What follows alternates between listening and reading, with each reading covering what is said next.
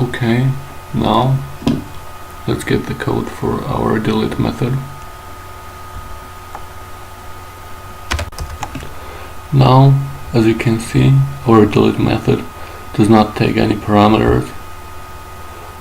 Here it has empty brackets, and we have to perform a few checks. First of all, we want to check if foreign table is empty and if pivot table is empty, because if those properties are empty, it means that we want to create SQL string for simple delete method from the table that we are working with right now, which is the table that represents our model. So our SQL string reads delete from this table, so the table that represents our model, where, and we are adding where clause here that we create inside our where method.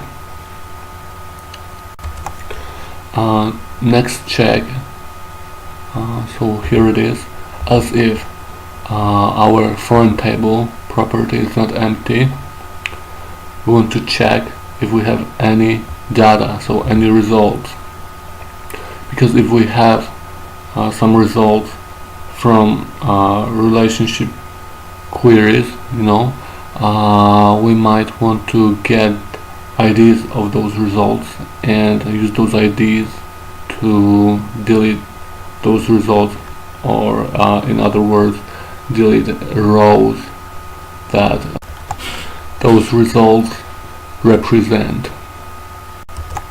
So we want to use for each loop, we want to get all the results from the data property that stores all of our results, and now we want to check if our SQL string is empty.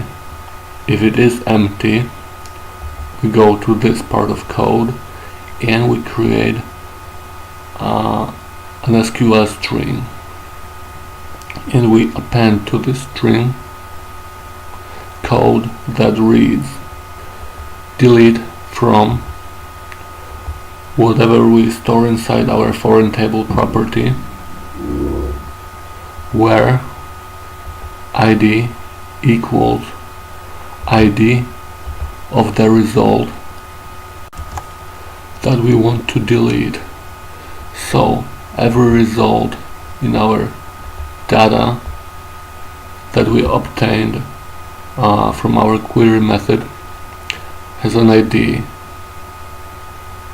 and we can use this ID to find a row inside the database that stores the data for a particular result, and using this ID and this part of code we can delete this result from the database.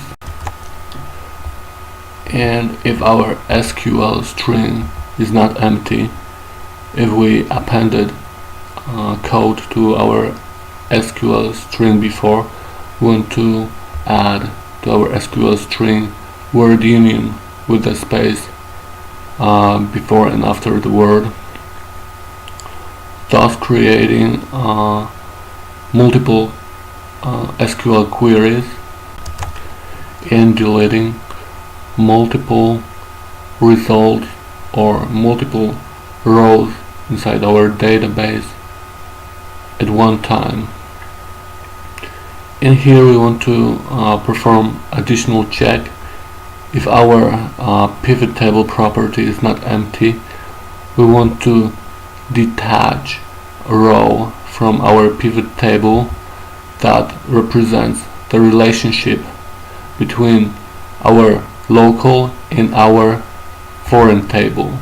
We want to delete this row, or detach it, in other words, detach this row from our pivot table, and we send to our detach method ID of the result that we want to delete, or of the row inside the database that we want to delete. And now let me show you the code for the detach method. I'm gonna paste it in like usually. So here's the code. And our detach method takes as a parameter an ID that we send to it, and we send this ID here from our delete method. And as oftentimes before, we want to create a new instance of our auth class stored inside our auth variable, and then we want to create an SQL string here which reads delete from whatever we provided to our pivot table property, where this foreign key equals ID of the user that performs an operation on the table, so ID of the user that wants to delete a record, and local key equals ID that we provided as a parameter to our detach method.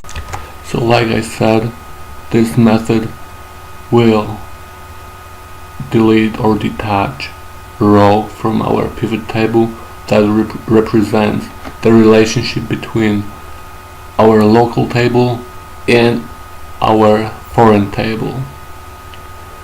So we feed this SQL string to our query method from our DB class. Here we provided right here. If we have no errors, we return true. So now let's go back to our delete method. So once we established or created our SQL strings, one SQL string depends on any of those checks. We want to provide this SQL string like usually to our query method. We're not providing any table, and as parameters we want to provide params that we obtain from this check, which is Turner operation, and we want to check if we have anything inside our where values that we get or establish in our where method. If our where values are empty, we want to send empty params. But if they are not empty, we want to send as params our where values like I said we established in our where method. And this case only applies to our simple delete, where we delete from the table that we are right now, so the table that represents our model. So after we provide all of those parameters to our query method, and if we have no error, we want to return true. And this is it for